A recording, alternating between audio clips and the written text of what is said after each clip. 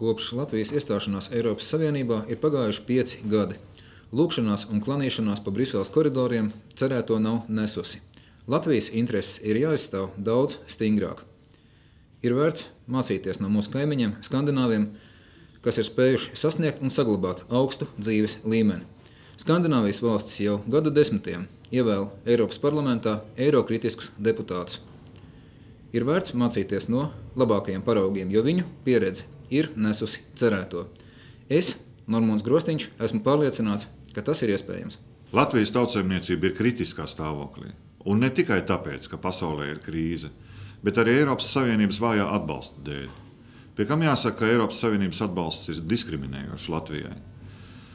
Es domāju, ja jau reiz mēs esam iestājušies Eiropas Savienībā, tad mums ir jāpanāk maksimāli augsts Eiropas Savienības atbalsta līmenis Latvijai.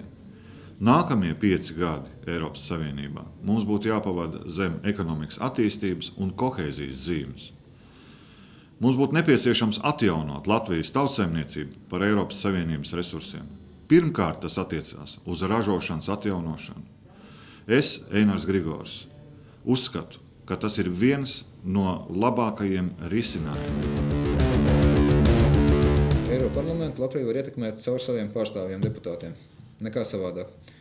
Un, protams, ar noteikumu, ka šie pārstāvji šajā Eiroparlamentā patiešām arī strādā. Un aizstāv Latvijas intereses, jo līdzinājie pārstāvji, tie, kas tagad tur ir nosēdējušos 5 gadus, mēs viņu darba rezultātus lieliski redzam. Tagad mēs dzīvojam pēc Nicas līguma. Mums vajadzēja mainīt Nicas līgumā paredzētos sliktos dalības noteikumus. Piemēram, mums vajadzēja mainīt to, ka zemnieki saņem 6 reizes mazāk nekā Nīderlandē un cīnās vienotajā tirgū. Protams, ka mēs tagad visos veikalos redzam Nīderlandes lauksaimniecības produktus, nevis Latvijas. Mums visiem nav iedotas naudas tik daudz, kā tika solīts sākumā. Latvijai konkrēti tas ir pa 380 miljoniem latu mazāk nekā tika solīts sākumā. Tas ir sekas tieši šiem nevienlīdzīgajiem, Latvijai neizdevīgajiem, pat katastrofālajiem dalības noteikumiem. Šos noteikumus 5 gadu laikā 2 reizes varēja mainīt. Pirmā reize, kad kaut ko varēja mainīt, bija pieņemot Eiropas konstitūciju. Otrā reize bija pieņemot Lisabonas līgumu. Un neviena no šīm iespējām netika izmantot. Visi Latvijas pārstāvi, kas sēdēja Eiroparlamentā, vienkārši sēdēja, nobalsoja par. Latvijas realitāte ir tā, ka mēs šobrīd esam Eiropas Savienībā. Un tas nozīmē, ka jāprot šajā savienībā mums izdzīvot tā, lai galīgi nepazaudētu Latvijas tautu. Jārūpējās par to, lai Latvijas tautu pavisam neiznīcinātu, jo šobrīd jau Latvijas tauta iet uz iznīcības pusi. Daļa brauc prom, daļa izmirst, daļa dzīvo ārzemēs, Latvijā, kas strādā un rūpējās, nav. Un mēs vienkārši iestājoties Eiropas Savienībā esam atdevuši daļu no savas neatkarības Briselei. Līdz ar to augstākā tiesa ir nevis Latvijas Satversmes tiesa, bet tā ir attiecīgā Eiropas tiesa, kur pieņem lēmumus, kas ir obligāti Latvijai. Augstākā tiesa var atrodas Eiropas Savienībā, spriedumi Latvijai ir obligāti. Un otrkārt, Lisabonas līgums tieši tāpat ir ar augstāku spēku, jo tas nosaka pilnīgi viss, kas notiek Savienībā.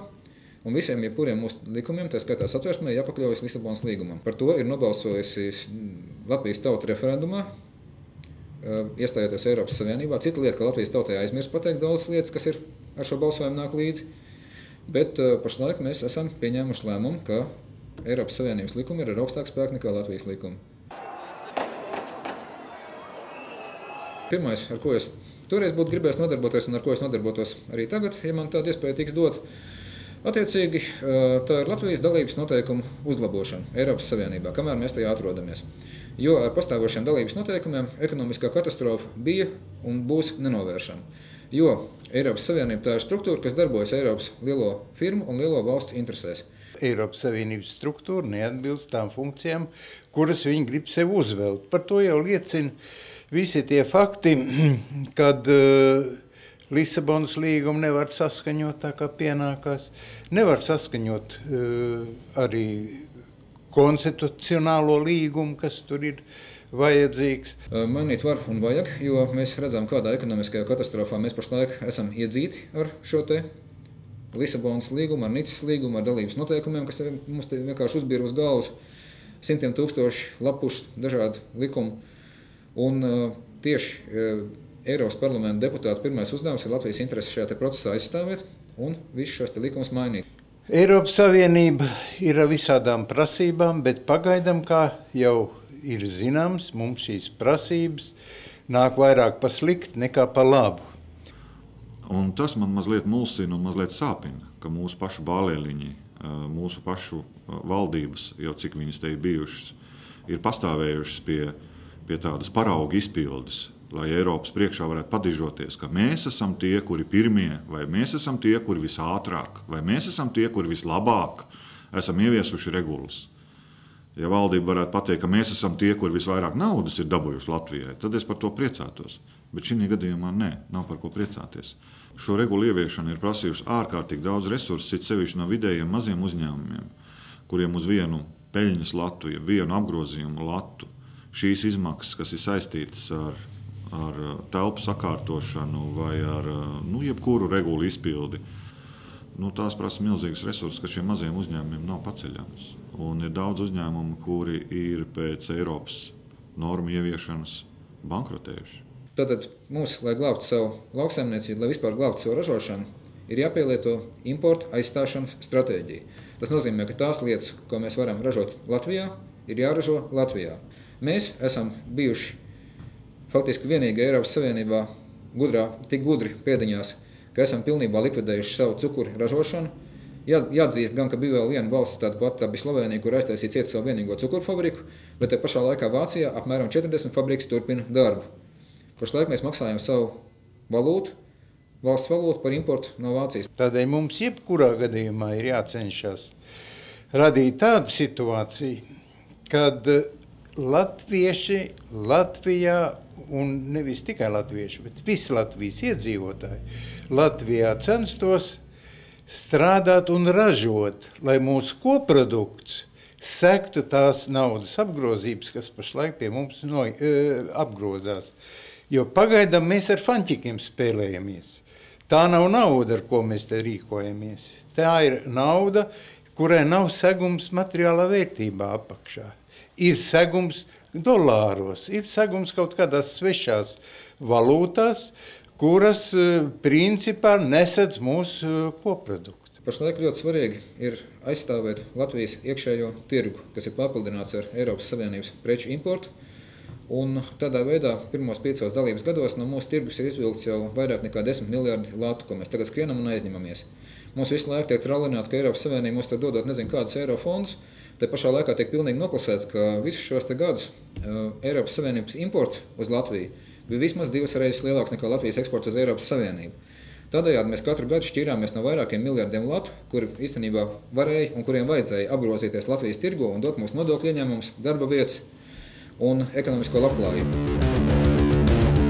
Mēs plānojam izveidot lielu Skandināvijas tipu partiju ar vismaz 10 000 dalībniekiem, kura principā vairs nevar darboties pēc līdzšanējā politisko bandu modeļa, jo 10 000 cilvēku priekš tādu partijas saimnieku, kāds ir Latvijas valdošajās politiskajās bandās, ir nekontrolējama masa.